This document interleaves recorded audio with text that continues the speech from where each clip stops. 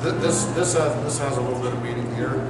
This is a Venetian trade from 1400 to 1580, somewhere in there. They were actually traded for African slaves. This bead right here cost me $125, but it's a glass Venetian trade bead.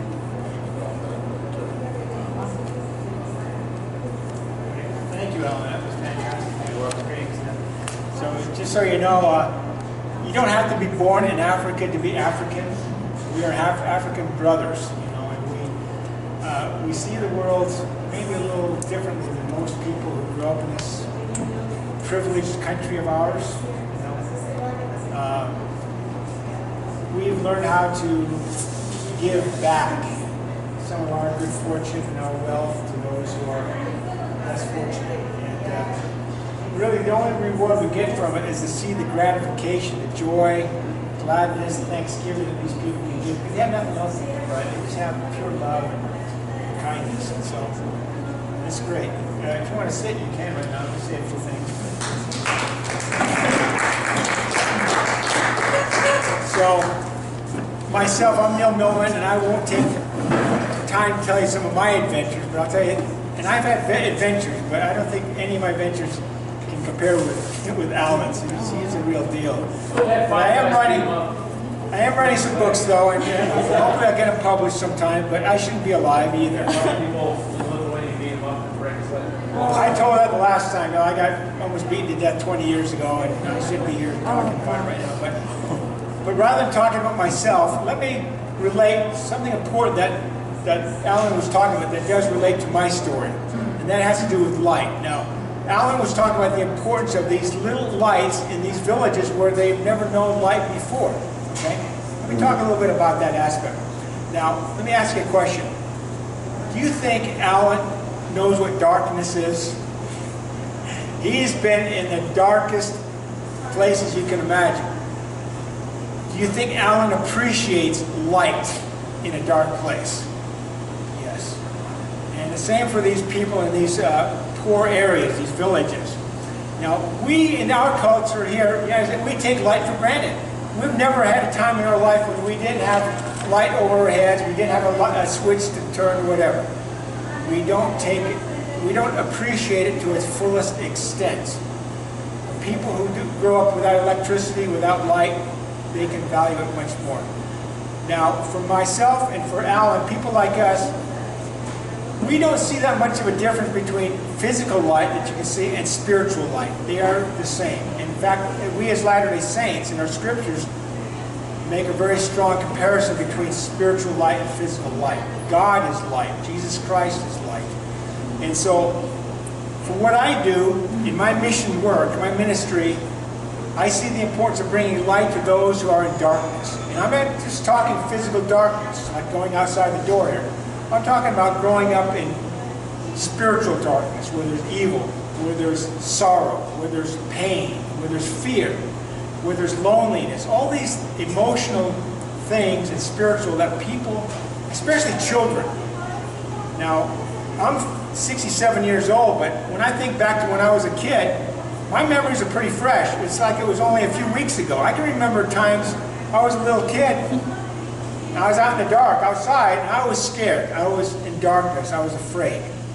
So, you know, it's something that everybody has. It's a universal fear. It's a universal need to have light.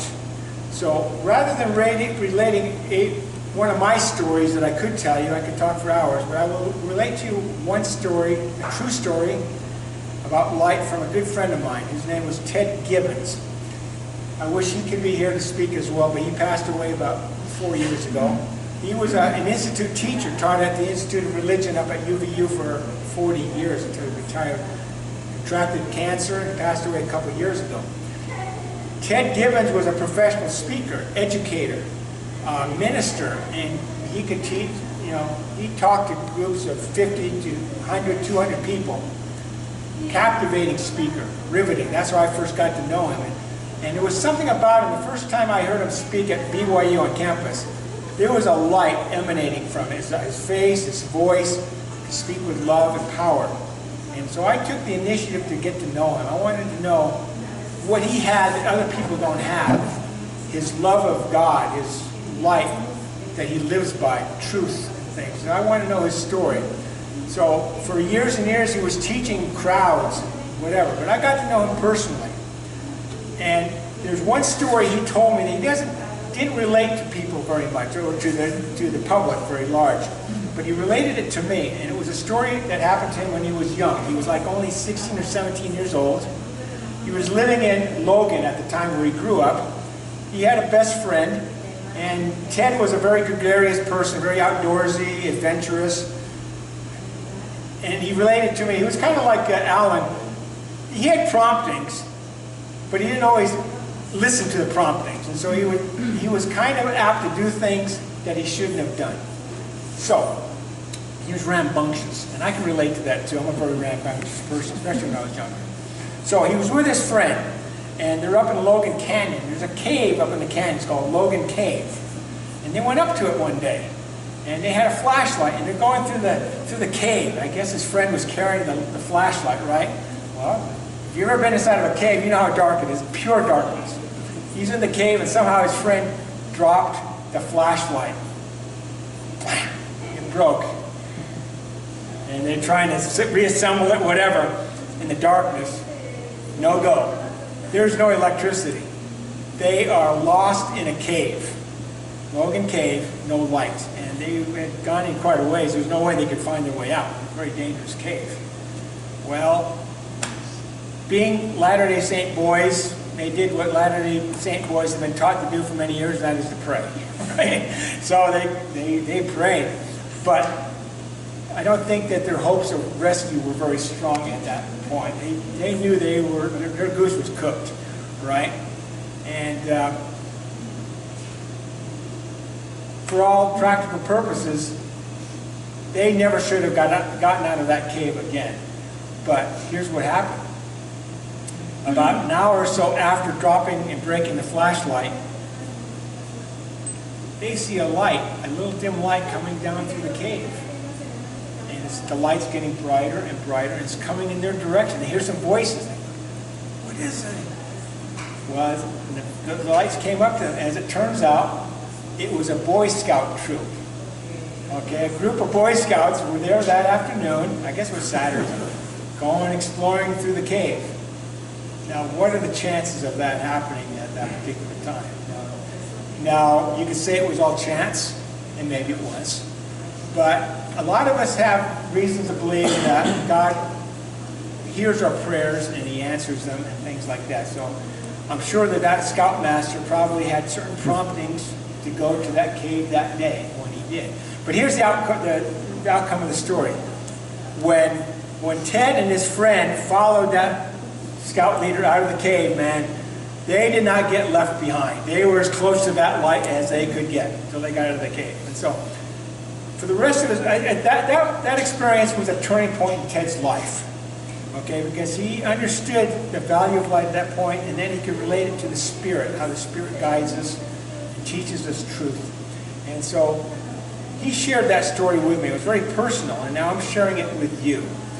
And in our own personal lives, I'm convinced all of us have similar experiences. We can all have a story that can say, I was on such and such a path until something intervened. A light, a messenger, a guide, a signpost, something that got me off that path that could have led to destruction, led me where I needed to go. Now, I could tell you my own stories, but I don't have time tonight. But evaluate your own lives. Reflect upon your spiritual experiences in life and look for those occasions, those experiences you've had that open your mind spiritually and your heart and your spirit. Because those are precisely the kind of experiences and lessons I'm bringing to the kids of Mexico, the village people that I'm working with down there, the kids in the slums, the kids in the orphanages, the kids living on the streets. They need that light. And so that's what motivates me, is because, I see the joy that can come when you give hope to somebody. But there's so much work to be done. There's so much, and I'm only one person. Alan's only one person. Each of us is only one person, but we have to take the initiative to do something. We need to speak up, or speak out. You know, most of you would not be here right now if I hadn't at some time met you or invited you to come or something like that. So take the opportunity to reach out and to invite people to learn things that they don't teach in the world. You know, the world will teach all kinds of things about information and facts, but not, generally education doesn't teach us how to be better human beings, you know, how to be happy and how to be fulfilled. So we all have a purpose in life, we all have a destiny, we all have a role to play. And I would invite you all to reflect upon the things that Alan has taught us tonight, and maybe a few things that I've learned, and make the world a better place. Thank you all for coming tonight. I appreciate you all being here. Thank you.